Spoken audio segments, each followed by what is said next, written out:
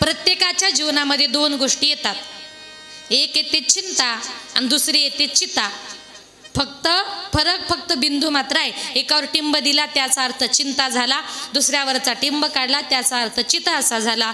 जी मेल्यानंतर जळते तिला चिता म्हणतात आणि जी जिवंतपणी पावली जाळते तिला चिंता असं म्हणतात. जीवनामध्ये एकदाची चिता परवडली पण चिंता नको. एका सुभाषितकाराने गोड वर्णन केले. चिंता से घटे चतुर्य, दुःख से घटे शरीर, पाप से घटे लक्ष्मी, कह गए दास कबीर. कबीर महाराज म्हणतात चिंतेमुळे माणसाची चतुराई घटते. किती हुशार मनुष्य असू द्या, त्याच्या जीवनामध्ये चिंता जर असेल ना तर त्याची हुशारी कमी होते. दुसरं, दुःख से घटे शरीर.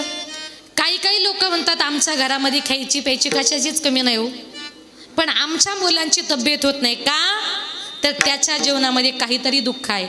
दुःख से घटे शरीर, पाप से घटे लक्ष्मी. ज्या दिवशी काही लोक म्हणतात ताई पूर्वी आमच्याकडे फार पैसा होता पण आता आमच्या हातात पैसा टिकत नाही का, तुम्ही लक्षात घ्या आपलं कुठेतरी पाप वाढत चाललंय. आणि ज्या दिवशी पाप वाढतं ना त्या दिवशी लक्ष्मी दारातून आपोआप निघून जात असते. पाप से घटे लक्ष्मी, हे मी सांगत नाही, कह गए दास कबीर, ही संतांची वाणी. संतांची वाणी जीवनामध्ये कधीच खोटी ठरत नाही. म्हणून तुझी चिंता त्यासी सर्व आहे. म्हणून भगवान परमात्म्याला ओळखायचं आहे ना त्याच्याकरता वर्म नावाची गोष्ट महत्वाची. वर्म चुकलं की दुःख भोगावं लागतं. एक सुंदर उदाहरण सांगते बघा. एका गावात एका मुलाचं नवीन लग्न झालं. नवीन लग्न झाल्यानंतर तो आपल्या सासूरवाडीला निघाला. आईने सांगितलं बाळा तुला दिवसातून 4-5 वेळा जेवायची सवय आहे. बऱ्याच लोकांना सवय असते तासाला ते जेवतात पण चांगलं नाही असं. आता आईने सांगितलं बघा मुलगा कितीही जरी मोठा झाला, लग्न जरी झालं तरी आईला तो लहान वाटतो की नाही मातानं, याला म्हणतात लेकुराचे हित. मग तो मुलगा निघाला. आईनं सांगितलं बाळा तुला दिवसातून 4-5 वेळा जेवायची सवय आहे आणि सासूरवाडीला असं सारखं जेवता येणार नाही. मग खिशामध्ये भूक लागल्यानंतर काहीतरी घेऊन जा. म्हणून त्या आईनं आपल्या मुलाच्या खिशामध्ये असे 2 खिशे भरून भेळीतल्या लाह्या म्हणतात ना ते लाह्या किंवा मुरमुरे असे 2 खिशा भरून दिले आणि जावई निघाला सासूरवाडीला. आता रस्त्याने निघाल्यानंतर सासूरवाडीला सकाळी निघाला. एक 10च्या सुमारास जाऊन पोहोचला. आता त्याला वाटलं गेल्याबरोबर जेवण मागायचं तरी कसं, आणि जर गेल्याबरोबर म्हटलं जेवायला वाढा तर सासूबाई सांगेल जावई जरा लहापटत दिसतो. काय करावं म्हटलं, खिशात लाह्या आहे. सासरी बुवा समोर गप्पा मारायला बसले. आता याला खायच्या होत्या लाह्या. त्यानं डोकं लावलं. म्हटलं सासरी बुवा मी सकाळी लवकर निघालो होतो, प्रवास करून फार कंटाळा आलाय, मला फक्त एक 15 मिनिटं आराम करायचा आहे, तुम्ही 15 मिनिटाकरता बाहेर जा, याला खायच्या होत्या लाह्या. आता सासरी बुवा घराच्या बाहेर गेले. त्यानं दार लावलं पण गडबडीमध्ये तो कडीच लावायला विसरला आणि त्याला वाटलं कुणीतरी यायच्या अगोदर लाह्या संपल्या पाहिजे. म्हणून त्यानं दोन्ही खिशामध्ये हात घातला. 2 मूठ भरून लाह्या काढल्या आणि तोंडामध्ये घातल्या. आता मला सांगा 2 मूठ लाह्या जर तोंडामध्ये घातल्या त्या चावता येतील का? आणि नसेल माझ्यावर विश्वास तर घरी जाऊन दुपारी प्रयोग करा बघा. आता 2 मूठ लाह्या तोंडामध्ये घातल्या आणि तेवढ्यात त्याच्या मोठ्या मेहुण्याला समजलं आपले दाजी आले. तो मेहुणा जसा पळत आला, दार ढकललं, म्हटला दाजी कधी आलात, बरे आहात का, आमची ताई कशी आहे. मेहुण्याचा आवाज ऐकला, त्यानं गरकन तोंड फिरवून मान खाली घातली, कारण बोललो तर लाह्या बाहेर येतील. आता त्या मेहुण्याला वाटलं दाजींना काही राग तर नाही आला, म्हणून तोही असा फिरला आणि खाली वाकून बघतो तर काय आपल्या दाजींचं तोंड कशाने तरी सुजलेलं. पळतच गेला. म्हटलं आई बाबा अहो आपल्या दाजींचं तोंड कशाने तरी सुजलं. सासरा म्हटला 2च मिनिटं झाले बाहेर गेलो, काहीच नव्हतं.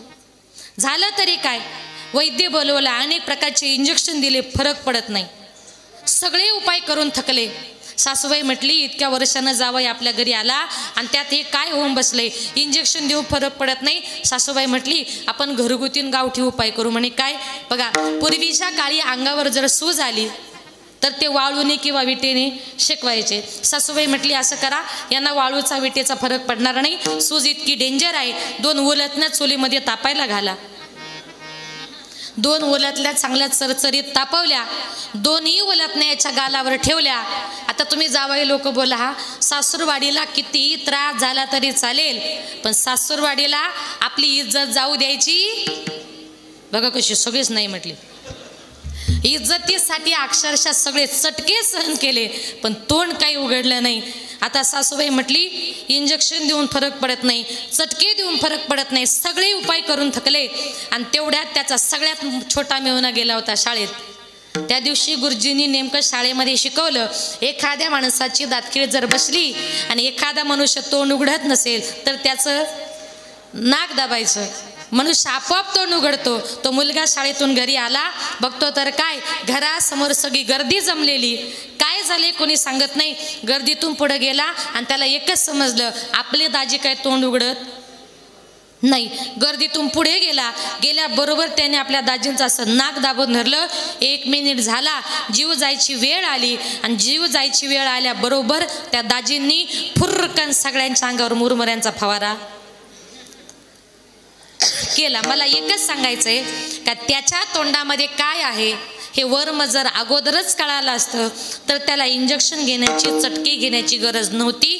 वर्म चुकलं म्हणून दुःख भोगावं लागलं. तुकोबाराय म्हणतात, देवा ऐसी भर में मज धावी नारायणा, ऐसी भर में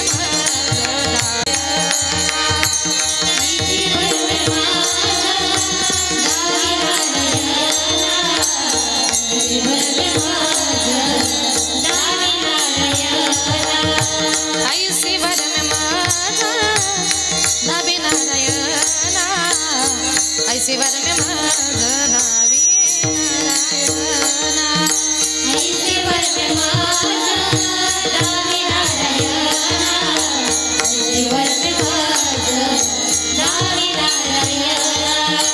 अंतरीच्या खुणा प्रगटोनी, अंतरीच्या खुणा प्रगटोनी, अंतरीच्या खुणा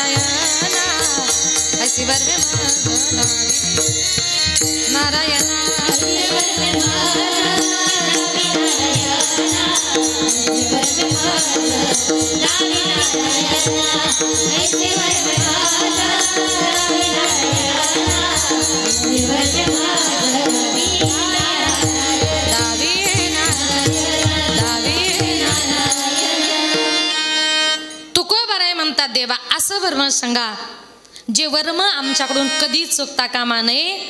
मी देवाला ओळखायला, संतांना ओळखायला जीवनामध्ये मी कधी चुकणार नाही. आणि मी देवाचं, संतांचं चिंतन करत असताना कसं करेल ना. आता बाबा म्हणतात, आवडीने भावे हरिनाम घेसी, तुझी चिंता त्यासी सर्व आहे. आणि म्हणून माझे नाथ बाबा म्हणतात की आपण हा देह घेऊन या मृत्यू लोकामध्ये जन्माला आलोय. इथे जन्माला आल्यानंतर या देहाने आपल्याला फक्त भगवान परमात्म्याचं नामचिंतन करायचंय. हा देह केवळ त्याचं भजन पूजन नामचिंतन करण्याकरता दिलाय. आणि नाथ बाबा म्हणतात, जी लोक जन्माला येऊन कधी भगवान परमात्म्याचं चिंतन करत नाही, हरिपाठ नाही, काकडा नाही, भजन नाही, कीर्तन नाही, त्या लोकांचा जन्माला येऊन काय फायदा हो. माझ्या नाथ बाबांनी म्हटले, भक्तिविना पशु कशासी वाढला, सटविने नेला कैसा नाही, सटविने नेला कैसा नाही, सटविने नेला कैसा नाही. भक्ती विना पशु कशासी वाढला. अरे तुम्हाला जर देवाचं चिंतन करायचं नाही तर त्या माणसाला माझ्या नाथ बाबांनी पशुची उपमा दिली. तुमच्यापेक्षा कुत्रे मांजर बरे हो. काय कारण का त्यांना देवधर्म कळत नाही. पशु काय पाप पुण्य नेनती, उत्तम मध्यम भोग भोगीती. त्यांना पाप पुण्य कळत नाही, पाप पुण्य कळतं ते माणसाला. आणि मग तुला जर देवाचं ज्ञान नाही कोठे अनेक हे ज्ञान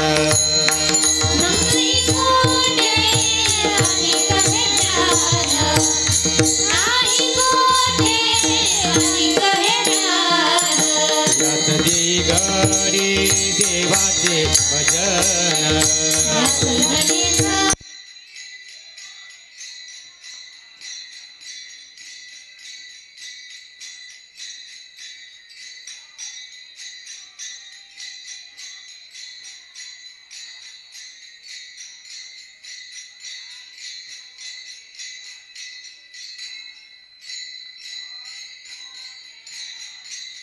त्याचे हे घडे देवाचे भजन अनेक हे ज्ञान नाही कोठे.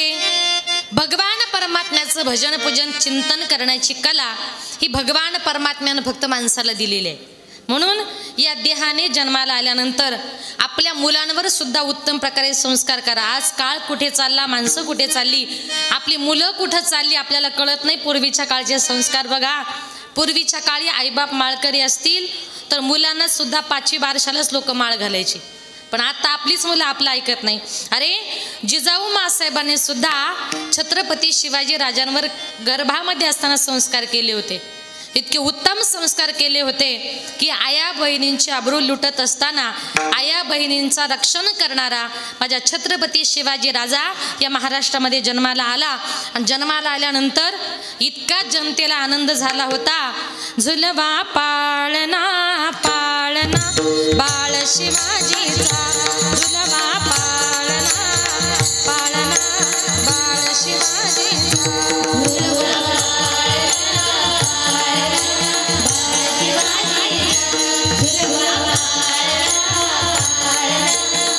शिवाजीचा, झुलवा पाळणा पाळणा बाळ शिवाजीचा, झुलवा पाळणा पाळणा बाळ शिवाजीचा, झुलवा पाळणा बाळ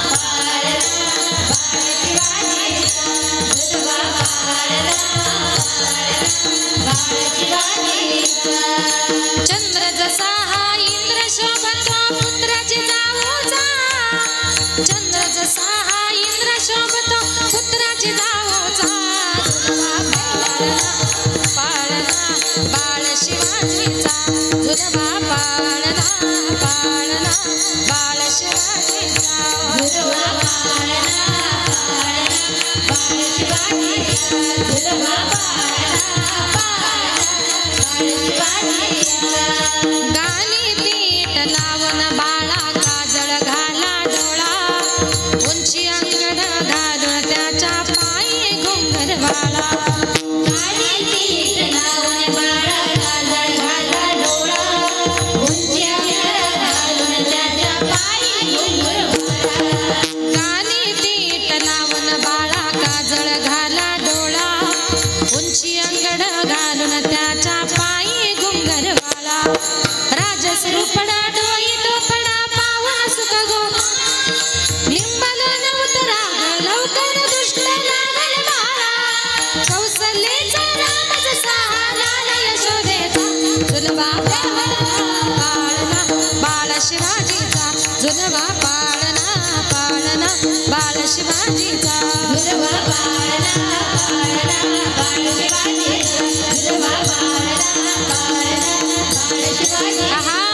जो जो रे बाळा जो जो रे, जो जो रे बाळा जो जो रे, जाग रे बाळा जाग रे, जाग रे बाळा जाग रे, जो जो रे बाळा जो जो रे, जो जो रे बाळा जो जो रे, जो जो रे बाळा जो जो. छत्रपती शिवाजी महाराज की.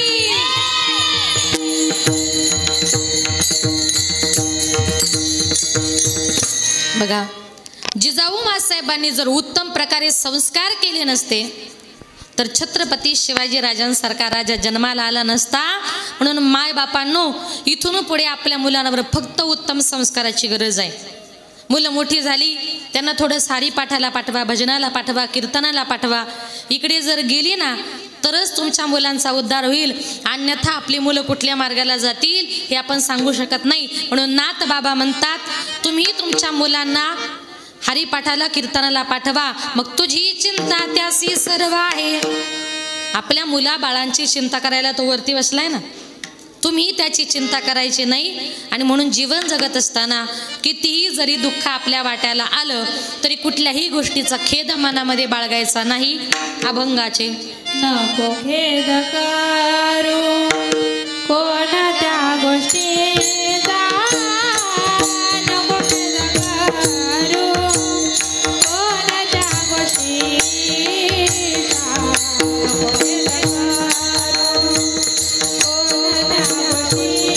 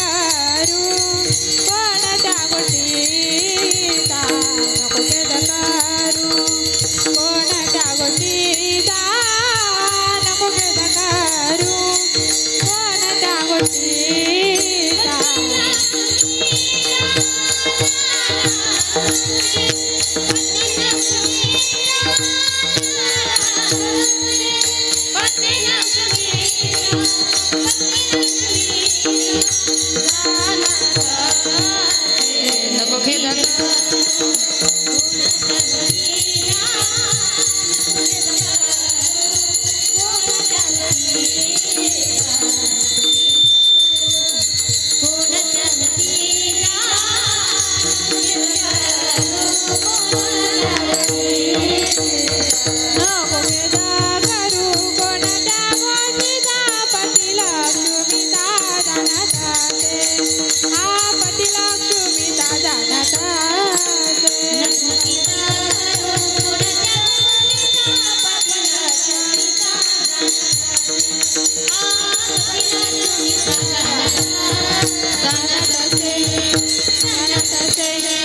नको खेद करू कोणत्या गोष्टीचा, पती लक्ष्मीचा जाणत असे.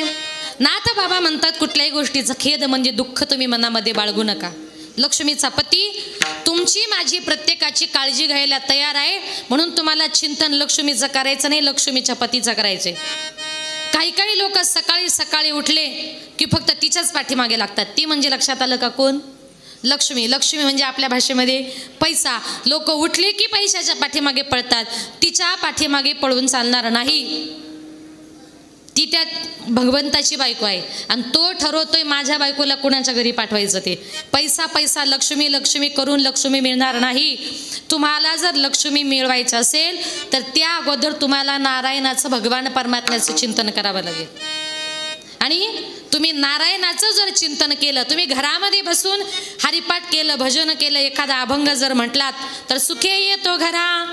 नारायण देव तुमच्या घरामध्ये येलो आणि देव घरामध्ये आला की सगळ्या जगाला माहिती आहे देवाच्या चरणाची सेवा कोण करते? कोण करते? लक्ष्मी. मग देव आला की लक्ष्मी आपोआप घरामध्ये येते.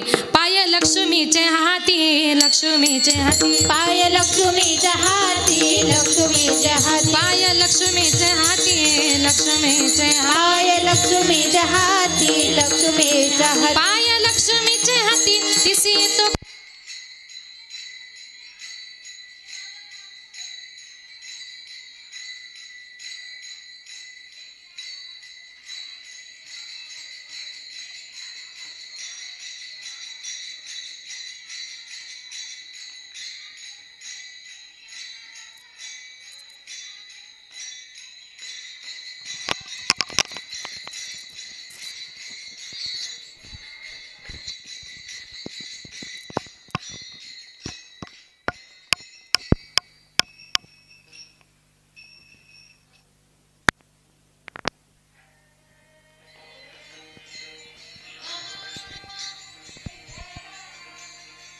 लक्ष्मीचे हाती तिसे येतो काकुलती. देव घरामध्ये आला की लक्ष्मी आपोआप घरामध्ये आल्याशिवाय राहणार नाही. म्हणून लक्षात आलं का? उद्यापासून सकाळी उठल्याबरोबर पैशाच्या पाठीमागे पळायचं नाही. उठल्याबरोबर पहिले हात देवाला जोडायचे. काय?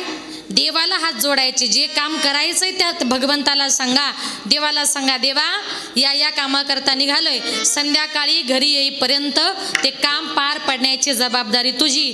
आणि देवावर जर भार घालून कामाला निघालात ना तुमचं काम पूर्ण झाल्याशिवाय राहणार नाही.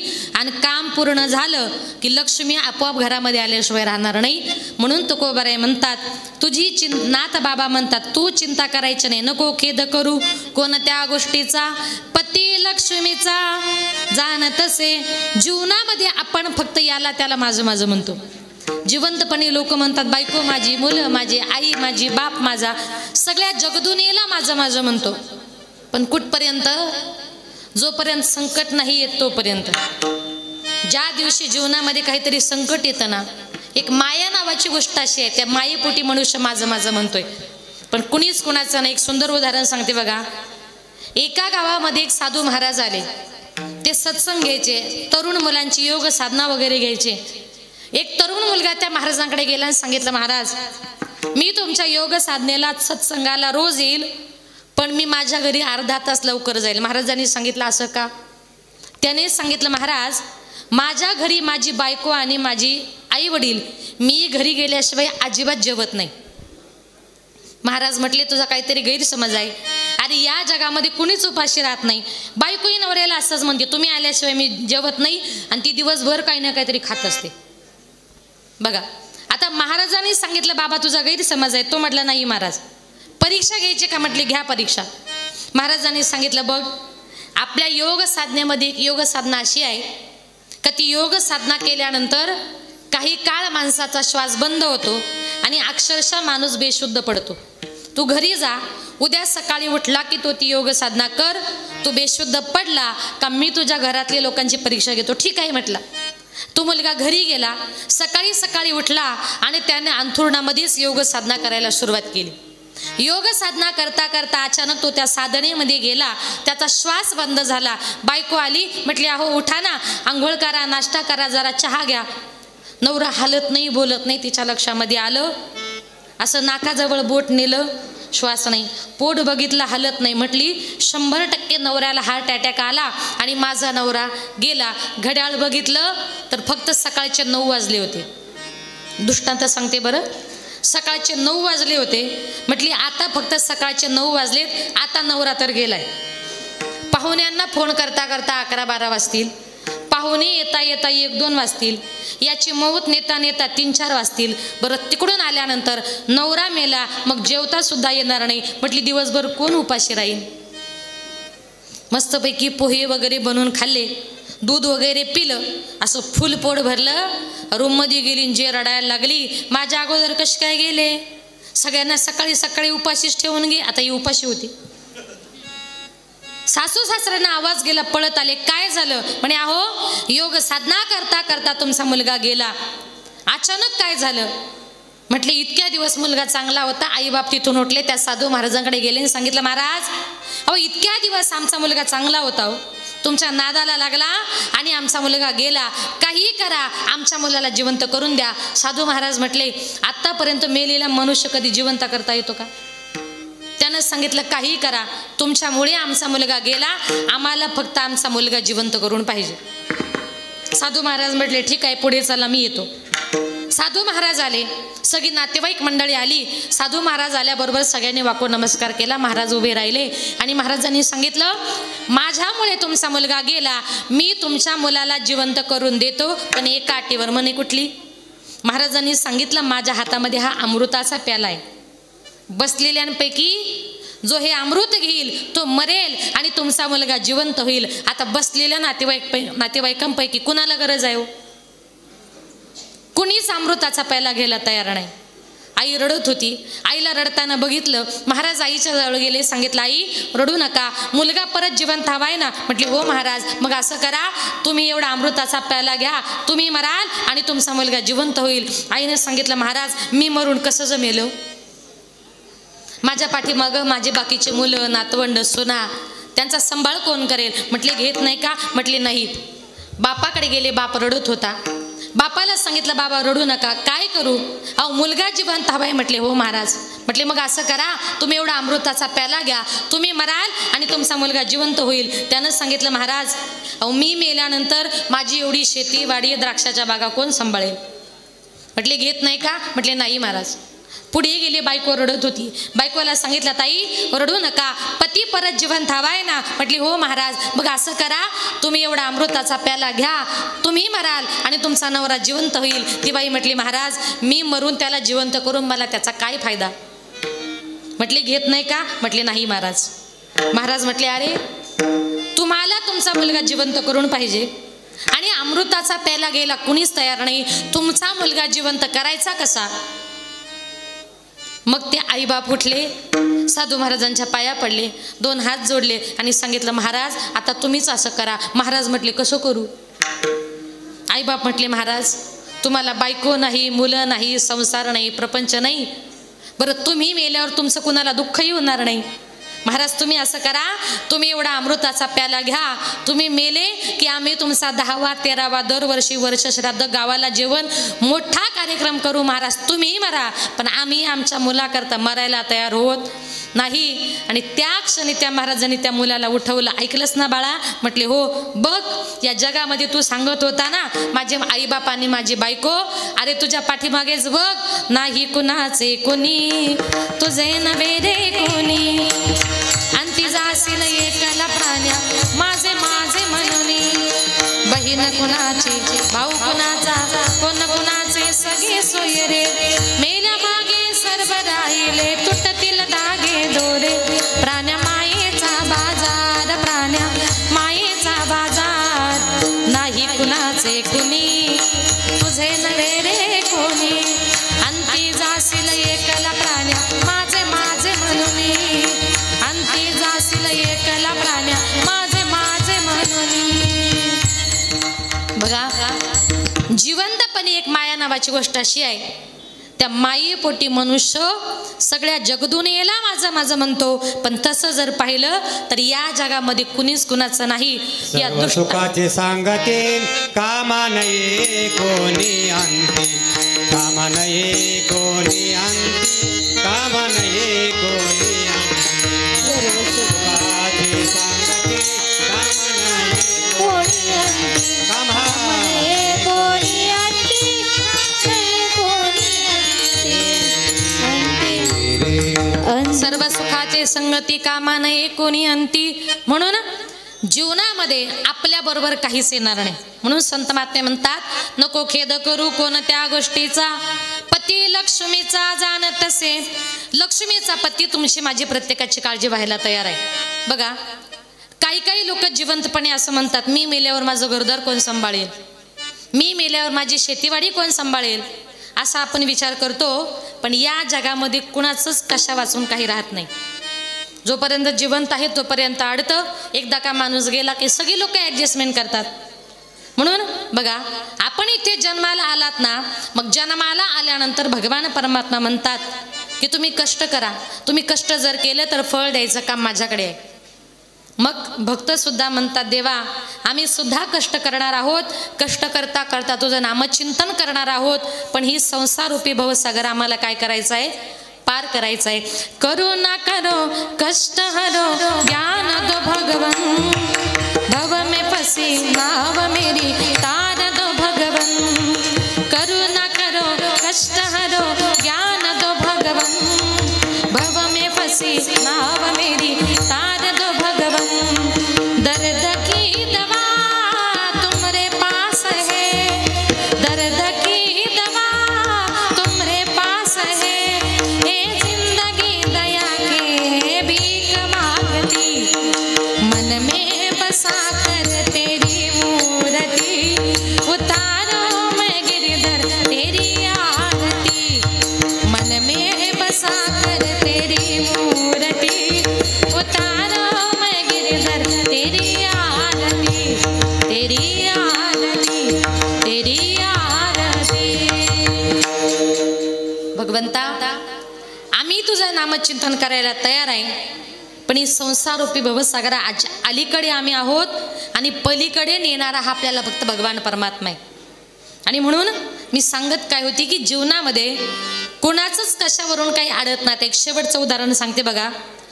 एका गावामध्ये एक साधू महाराज असे फिरत फिरत आले होते. फिरत फिरत आले, मारुतीच्या मंदिरामध्ये मुक्कामा करता थांबले. संध्याकाळच्या वेळेला एक सज्जन मनुष्य त्या मंदिरामध्ये गेला. सांगितलं, महाराज आपण कोण? त्यानं सांगितलं, मी दक्षिण भारतची यात्रा करतोय, रात्रीचा मुक्काम म्हटले तुमच्याच मंदिरात. त्या सज्जन गृहस्थानं सांगितलं, महाराज मंदिरात मुक्काम करण्यापेक्षा माझ्या घरी चला, मी तुमच्याकरता पाचीपक्वान्नाचं भोजन करतो. साधू महाराज त्या सज्जन माणसाच्या घरी मुक्कामाला गेले. भोजन वगैरे झालं, रात्री मुक्काम केला. सकाळी उठले आणि त्या साधू महाराजांनी सांगितलं, तुम्ही माझी खूप छान सोय केली, तुमच्या घरी राहून आनंद वाटला, आता मी येतो. पण त्या सज्जन महाराज माणसाला सांगितलं, बाबा तुम्ही धार्मिक दिसता, येता का माझ्याबरोबर दक्षिण भारतच्या यात्रेला? 6 महिन्याचा प्रश्न आहे. त्यानं सांगितलं, महाराज मी तुमच्याबरोबर यात्रेकरता आलो असतो, पण घरी माझी बायको 2 मुलं आहेत, त्यांचं कसं होणार? साधू महाराजांनी सांगितलं, तेवढाच प्रश्न आहे म्हटले. हो. मग त्याने साधू महाराजांनी सांगितलं, बाबा तू जर माझ्याबरोबर 6 महिन्याकरता आला तर दर महिन्यामध्ये मी तुझ्या बायकोच्या अकाउंटवर 5,000 रुपये पाठवतो, मग चिंता? त्यानं सांगितलं, मग चिंताच नाही. घरी बायको मुलांचा निरोप घेतला आणि तो सज्जन तो महाराजांच्या बरोबर निघाला. 1 महिना झाला, 2 महिने झाले. प्रत्येक महिन्यामध्ये साधू महाराज त्याच्या बायकोच्या अकाउंटवर पैसे पाठवायचे आणि त्याची बायको उदरनिर्वाह करायची. पण हा जेवायला बसला की म्हणायचा, महाराज माझी बायको जेवली असेल, माझे मुलं जेवले असतील, ते आता काय करत असतील, त्यांना बरं वाटत असेल का? महाराज म्हटले, अरे हा यात्रा करतोय दक्षिण भारतची आणि हरिपाठ करायचं सोडून बायको मुलांचं चिंतन करतोय. पण याचे बायको मुलं याचा किती विचार करतात, महाराजांना त्याला दाखवून द्यायचं होतं. 1-2 महिने झाले. 3ऱ्या महिन्यामध्ये साधू महाराजांनी त्याच्या नकळत एक पत्र लिहिलं परीक्षा घ्यायला. त्या पत्रामध्ये असं लिहिलं, कळवण्यात अत्यंत वाईट वाटते की जे तुमचे पती माझ्याबरोबर दक्षिण भारतची यात्रा करण्याकरता आले होते, रस्त्यानं चालत असताना 2 महिने आमचा प्रवास खूप सुखाचा आनंदाचा झाला, पण 3ऱ्या महिन्यामध्ये रस्त्यानं चालत असताना एका भरधाव ट्रॅक खाली तुमचे पती सापडल्यामुळे त्याच्यामध्ये तुमच्या पतीचा मृत्यू झाला, कळावे तुमचा साधू. पत्र घरी आलं. त्या बाईला वाटलं मनी ऑर्डर आली की काय. आनंदाने पत्र खोललं, पत्र वाचलं. पतीच्या निधनाची बातमी कानावर आली आणि त्या बाईनं रडायला सुरुवात केली. बघता बघता सगळा गाव गोळा झाला, सगळी नातेवाईक मंडळी आली. त्या बाईनं रडायला सुरुवात केली, आता माझे पती गेले, मी जगायचं कसं, माझ्या मुलांनी राहायचं कसं? कुणी एक साधू महाराज दर महिन्याला 5,000 रुपये पाठवायचे, त्या महाराजांचाही पत्ता नाही, आता आमचं होणार कसं? गावातले सरपंच जरा चांगले होते. सरपंच पुढे आले आणि सांगितलं, बाई तुम्ही रडू नका, हवं तर मी तुम्हाला महिन्याला 5,000 रुपये देतो, पण तुम्ही रडू नका.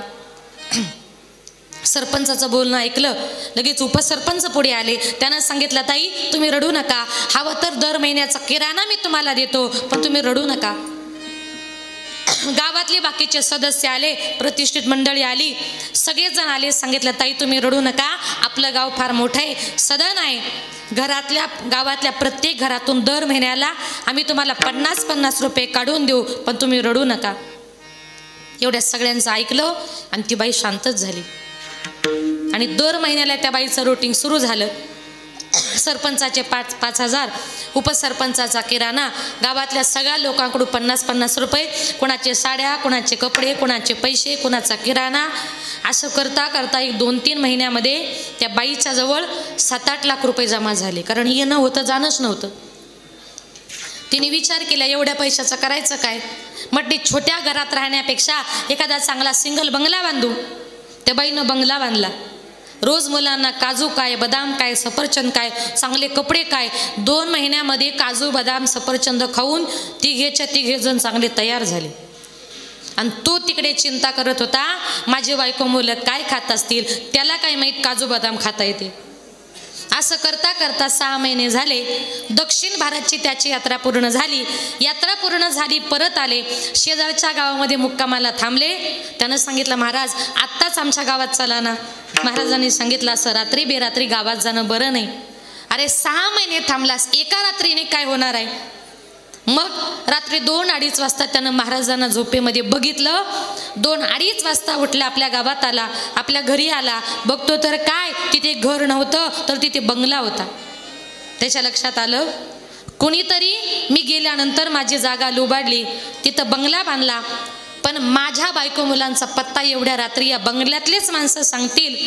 म्हणून असा बंगल्याच्या खिडकीतून आतमध्ये डोकावून बघितलं तर अशा मोठ्या बेडवर अशी एक जाडी जाडी बाई आणि 2 जाडी जाडी पोरं झोपले होते. तो म्हटला हे आपले नाही, कारण गेला तेव्हा बारीक होते ना, आणि तो येईपर्यंत चांगले तयार झाले. तो म्हटला हे आपले नाही, पण आपल्या बायको मुलांचा पत्ता म्हटले हे घरातलेच माणसं सांगतील. म्हणून त्यानं बंगल्याची बेल वाजवली. बेल वाजवल्याबरोबर त्या बाईनं दार उघडलं.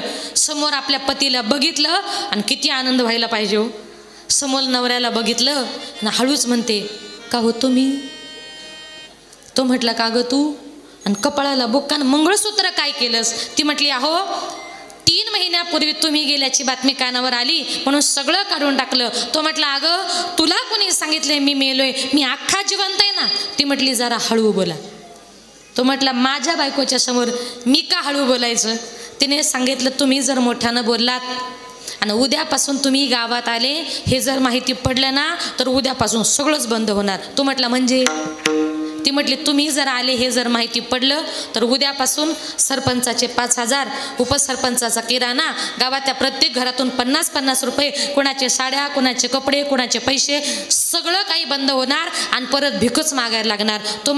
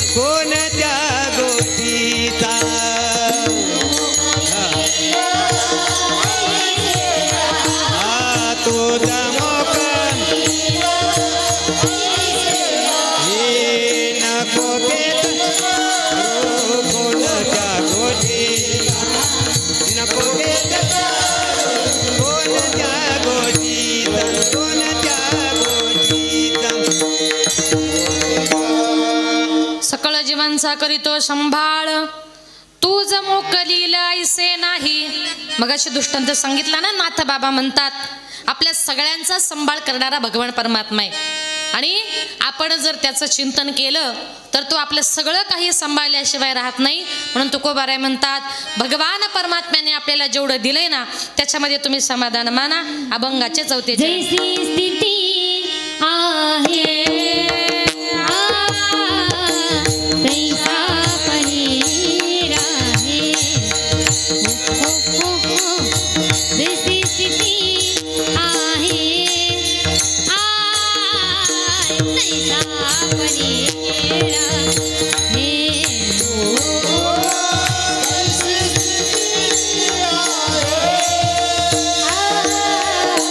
कैसा परे राये ओ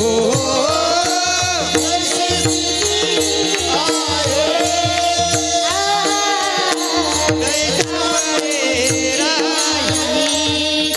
कमतुका तो पाहे संचितांचे.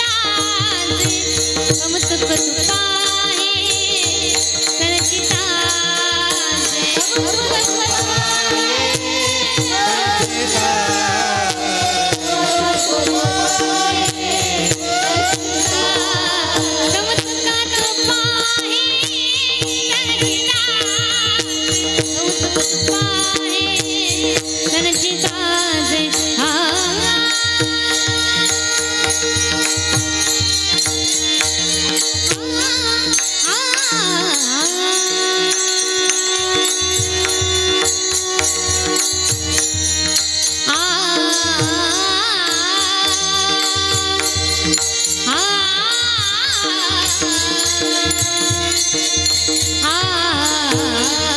तदसने निगले जा तदसने निगले जा सने गाने गपा गपा ना पला जा पपा गंगने जा पपा गंगने जा पपा गंगने जा निगा निगा निगा सरे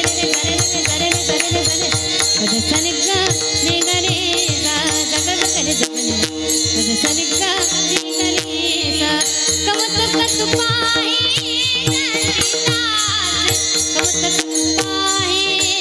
संचितांचे. नको खेदा करू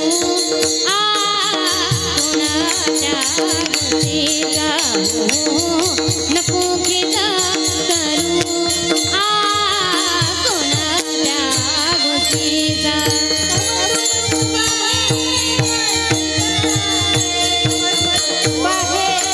संचितांचे तव दुःख तू पाहे संचितांचे. तव दुःख तू पाहे संचितांचे.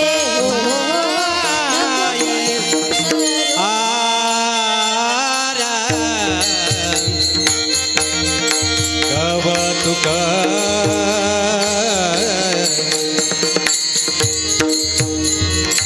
कवतुका तो पाये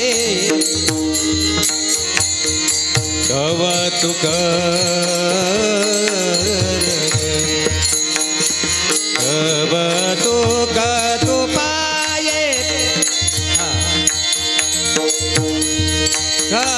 कवतुका पाये संचितांचे.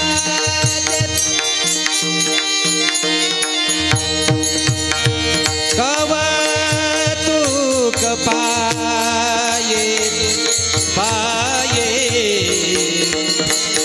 पाये संचितांचे. कवतुक नको खेदा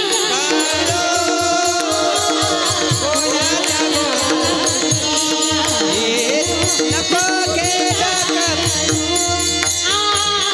कोणाच्या गोष्टीचा.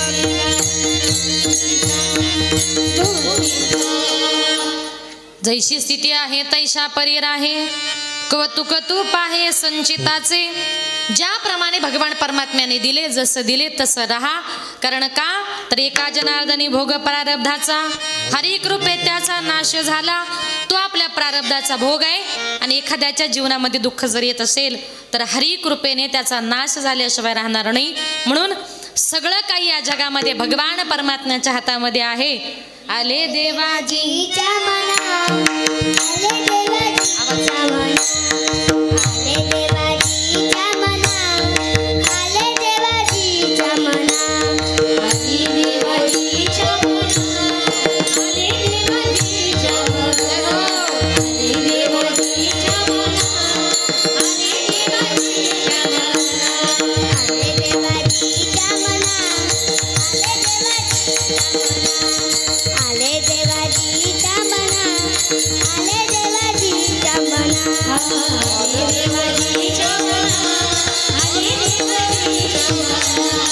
आले देवाजीच्या मना आले देवाजीच्या मना तेथे कोणाचे चाले तेथे कोणाचे चाले तेथे हा हा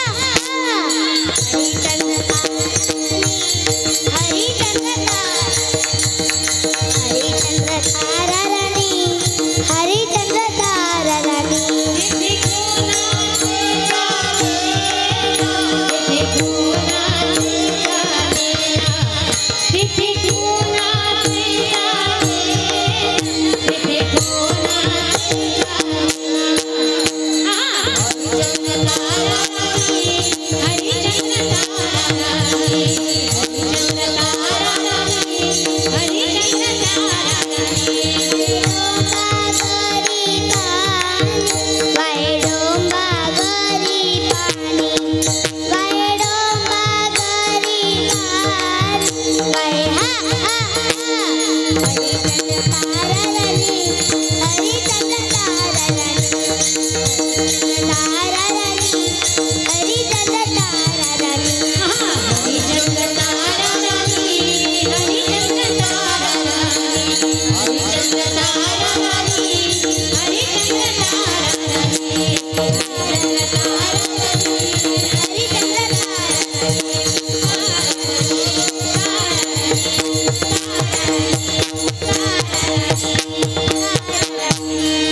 राणी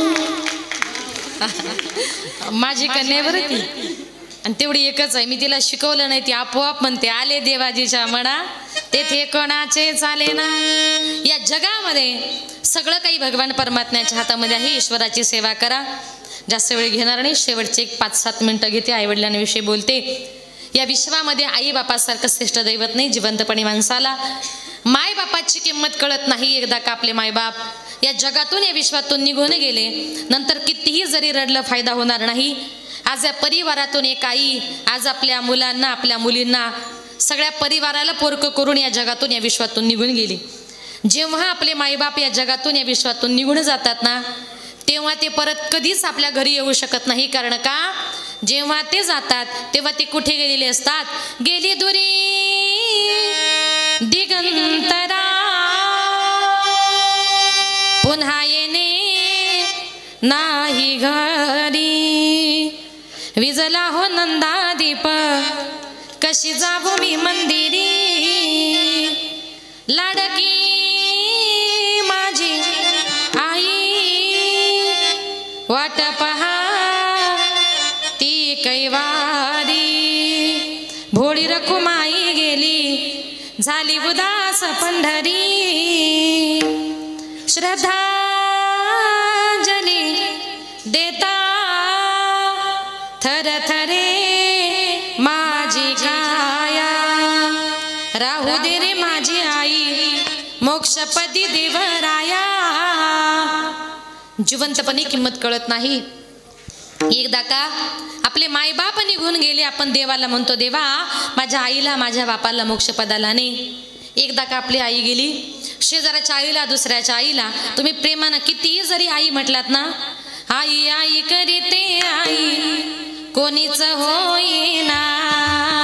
माझ्या आईची घसर शेजे नारीला येईना. आई आई करीते आई सुखाचा सागर.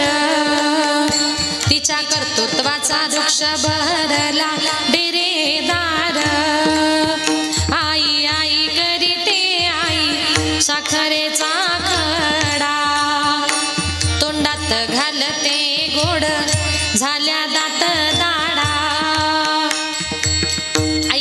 किती गोड वाटतं हो. तोंडामध्ये साखरेचा खडा टाकावा ना, इतकं आईचं नाव गोड असतं. पण तीच आई एकदा का माणसाला सोडून गेली, माणसाला अन्न पाणी गोड लागत नाही. जोपर्यंत आपल्या माहेरामध्ये आपली आई जिवंत आहे तोपर्यंतच मुलींना आपल्याला माहेर असतं. ज्या दिवशी माहेरातून आपली आई निघून जाते ना, त्या दिवशी आपलं माहेर संपलं, आपली पिशवी रिकामी झाली असं समजा. तुम्ही सांगाल असं कसं?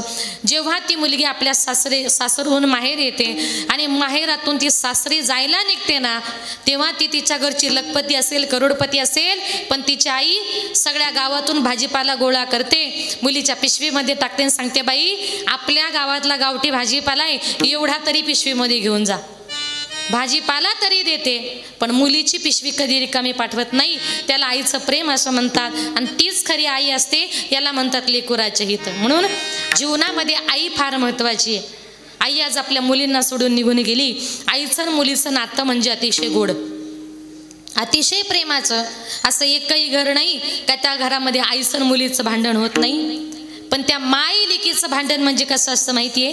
माय लेकीचं भांडण दया दुधाची उकळी, लेक धरते अबोलाई मनाची मोकळी. आईचं आणि मुलीचं भांडण झालं ना, मुलीला आईविषयी राग येतो. आईच्या मनात राग नसतो तर उलट प्रेम असतं. कारण का? आई जे आपल्या मुलीला शिकवते ते काय असतं? आई शिकविते तुला राग येतो लेकी, पराया माणसाशी बोलू नये एकाएकी. काय म्हणते आई? तुझी मुलीची जात आहे ग, लग्न करून तुला परक्या घरी जायचंय. रस्त्यावर परक्या पुरुषाशी पटकन बोलू नये, आणि बोललं तर लोक नावं ठेवतात ग. अशा प्रकारचे संस्कार आई आपल्या मुलीवर करत असते. मुलींवर संस्कार करता करता आपल्या मुली लहानाच्या मोठ्या कधी होतात हे आई बापाला सुद्धा कळत नाही. अचानक एक दिवस आपल्या मुली लग्न करून परघरी निघून जातात. मुली निघून गेल्या की त्या घरात त्या आईला त्या बापाला करमत नाही. मग ती आई आपल्या मुलींची आठवण म्हणून भिंतीवर असं चिमणी पाखरांचं चित्र काढते आणि सांगते, माझ्या घरातल्या सगळ्या माझ्या चिमण्या उडून गेल्या. ती आई रडते आणि काय म्हणते? लेक जाते सासरला आई लाग करमेना, सारविल्या भिंतीवर काढल्या ग मैना. लेक जाते सासरला मागे मागे फिरू पायी, बोलती आई माझी लाडाची लेक जाई. लेक जाते सासरला माय लेकी पडे गळा, कस कोरड्या नदीला पाणी येत खळा खळा. आपली मुलगी लग्न करून जायला निघाल्यानंतर आईला रड असं सांगावं लागत नाही हो. आई बाप म्हातारे होतात, मुलं माई बापाकडे लक्ष देत नाही. मुली लग्न करून परघरी निघून गेलेल्या असतात. त्यांना वाटतं पुन्हा पुन्हा आई बापाकडे जावं, पण त्या बिचाऱ्या सासूरवाशी नसतात. त्यांना पुन्हा पुन्हा माहेरी येता येत नाही. आई बापाला उठता येत नाही, बसता येत नाही. ती आई शेजारीन बाईला निरोप देते आणि तिला म्हणते, आता आमचे हातपाय चालवत नाही, आम्ही कधी मरू याची गॅरंटी नाही. एकदा तरी आमच्या मुलीला आम्हाला भेटायला बोलवा आणि डोळे भरून आम्हाला त्या आमच्या मुलीला बघू द्या. ते मायबाप रडतात आणि काय म्हणतात? माझ्या जीवाच्या लेकीला आज सांगवा पाठवा, माझ्या व्याकुळ जीवाला